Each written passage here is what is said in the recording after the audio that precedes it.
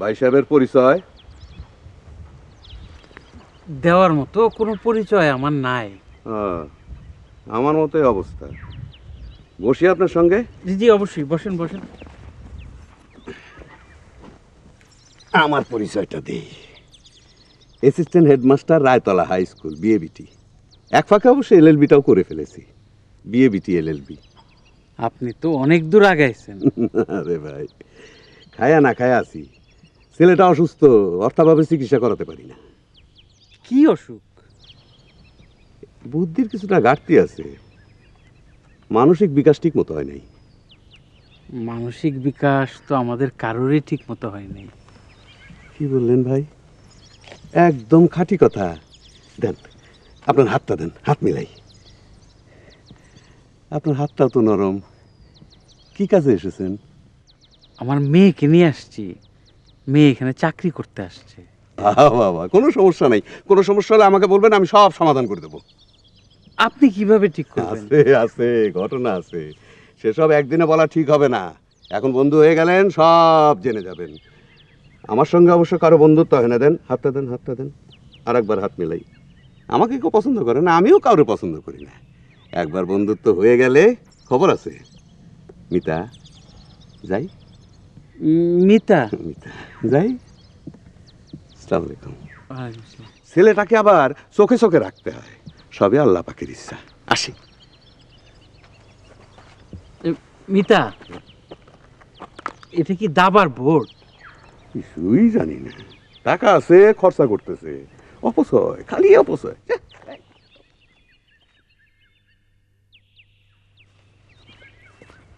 এই যে, আপনি মিজান সাহেব না? ইতিহাসে এমএ।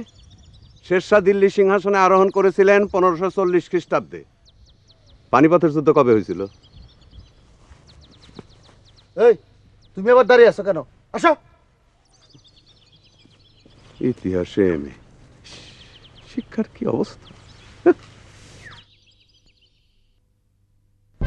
তুমি হাতি, তুমি হাতি, তুমি এলিফ্যান্ট, তুমি এলিফ্যান্ট, তুমি হাতি, তুমি হাতি, তুমি এলিফ্যান্ট, তুমি এলিফ্যান্ট।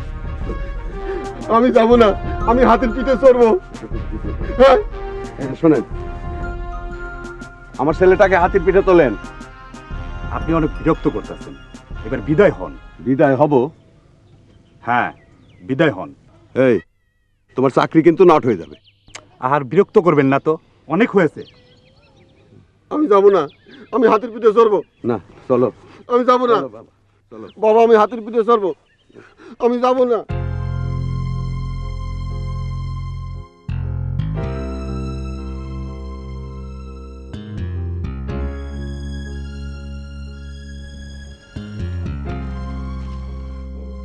মিতা, কি হয়েছে? তেমন কিছু না, মনে সামান্য আঘাত পেয়েছে। হাতিতে উঠতে দেয়নি তো। আজ হাসি কাল কান্না বলে গেছেন রামসন্না। আজকে কাটতেছে, কালকে হাসবে ইনশাল্লাহ। অবশ্যই, অবশ্যই হাসবে। বাবা, সালাম করো, আমার বন্ধু মানুষ।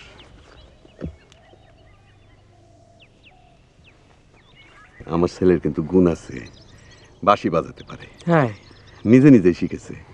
আপনাকে একদিন শোনাবো। মিতা যখন ডেকেছি, মিতাই। বাবা, বাঁশি কি সঙ্গে এনেছো? ঠিক আছে ঠিক আছে। আমার ইচ্ছা ওর মামাকে বাঁশি শোনাবো। অবশ্য অর্থবান লোক, এসবের মর্ম বুঝবে কিনা কে জানে। অর্থের মর্ম ছাড়া এটা কিছুই বোঝে না। আসি। চলো, কাঁদো, হুম? মামা? মামাটা কে? হ্যালো, আপনি রুম পেয়েছেন? রুম? শরবত খান। খেতেই হবে?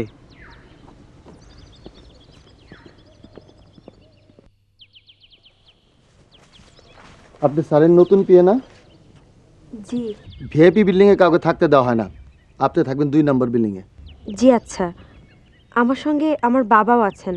গোষ্ঠী শুদ্ধ চলে এসেছেন? আর কেউ আসবে? জি না, আর কেউ আসবে না।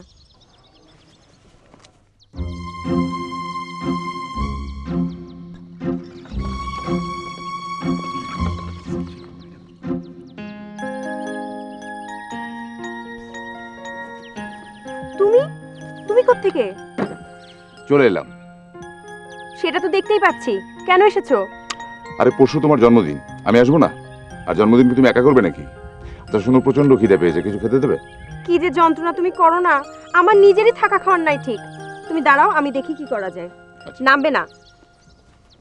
কৃষ্ণ আইলো রাধার কুঞ্জে ফুলে পাইলা ভোমরা, কৃষ্ণ আইলো রাধার। আপনি কে? আমি তো জানি না আমি কে। এই, তুমি এখানে কি করো? আসো।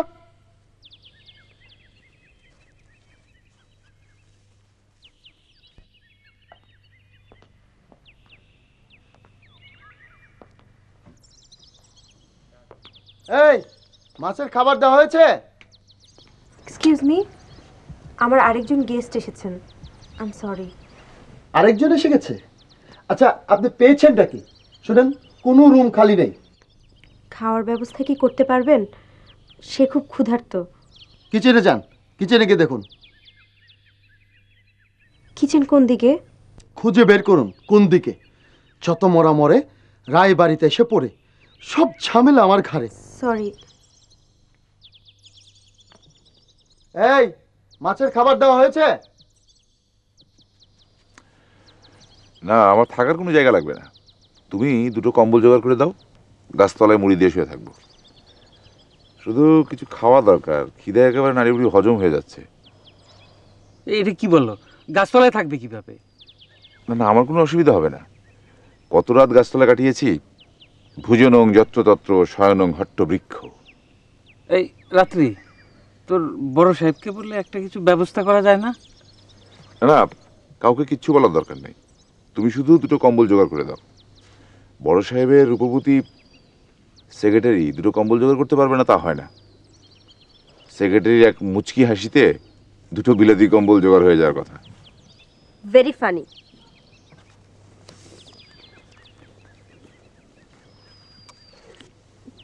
প্রচন্ড খিদে পেয়েছে, প্রচন্ড।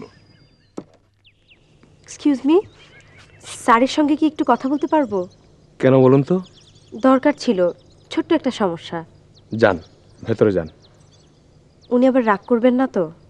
এমনও তো হতে পারে স্যার আপনাকে দেখে খুবই খুশি হবেন। খুশি হবেন কেন? যান, ভেতরে যান। আমি বরং সমস্যাটা আপনাকেই বলি।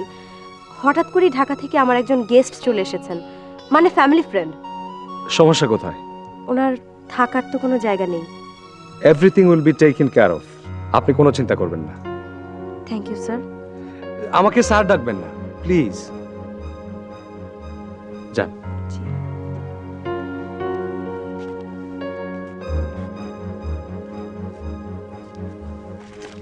চকলেট খেয়ে কি পেট ভরে নাকি? আমার দরকার হচ্ছে পরাটার ভুনা মাংস। নতুন কি এসছেন আপনি? জি। যান, VIP guest house, room number 2। একটু কেয়ারফুল থাকবেন, পাশের রুমে বড় সাহেব থাকেন। VIP guest house? ভাই আমি তো ভিআইপি না। কোনো রকম শব্দ করবেন না, হইহুল্লা করবেন না, চেয়ার টেবিল টানবেন না, সিগারেট খেতে পারবেন না। বড় সাহেব সিগারেটের গন্ধ একদম পছন্দ করেন না। ভাই আপনার ফর্সা পা দুটো দেন একটু ধরি। আমার পক্ষে ভিআইপি গেস্ট হাউসে 2 নম্বর রুমে থাকা সম্ভব না। আর সিগারেট খেতে হয় না, আমার গা থেকে সিগারেটের গন্ধ এমনি এমনি বের হয়। দুটো কম্বল দেন, গাছতলায় মুড়ি দিয়ে শুয়ে থাকি। আমার সাথে রসিকতা করবেন না, আমি রসিকতা একদম পছন্দ করি না। রাত্রি, জি। আপনি মিস মোনার সঙ্গে রুম শেয়ার করবেন। আসুন আমার সঙ্গে। এই, আমার কি কোনো থাকার জায়গা হয়েছে? VIP guest house, room number 2, double bed. আসুন।